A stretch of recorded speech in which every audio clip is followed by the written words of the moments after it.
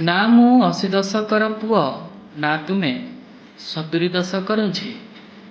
ତାହେଲେ ଏଇମିତି ଆଉ କେତେଦିନ ଲାଇବ୍ରେରୀ, ପାର୍କ, ସପିଂ ମଲରେ ଲୁଚି ଲୁଚି ଦେଖାହେବା? କ'ଣ ତୁମେ ମୋ ନାଁରେ ତୁମ ହାତରେ ସୁନାର କଙ୍କଣ ପିନ୍ଧିପାରିବ?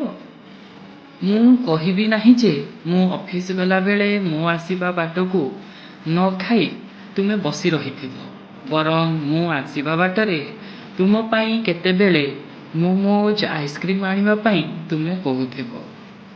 ଆଉ ତୁମ ପାଇଁ ଆଣିବା ଭୁଲି ଯାଇଥିଲେ ତୁମେ ମୋ ଉପରେ ରୁଷି ବସିଥିବ। ତୁମକୁ ମନେଇବା ପାଇଁ ମୋ ବାଇକର ପଛପଟେ ଏଇ ସନ୍ଧ୍ୟା ନଈଗଲା ବାଟରେ ବୁଲେଇ ନେଉଥିବି। ବାଇକର ପଛପଟେ ବସିବା ବେଳେ ମୋତେ ତୁମେ ରାଗରେ ଧରି ବସୁନଥିବ। ଜାଣି ଜାଣି ବ୍ରେକ୍ ମାରିଦେଲେ ତୁମେ ସେଇଠୁ ହସିକି ମୋତେ ଧରି ବସୁଥିବ।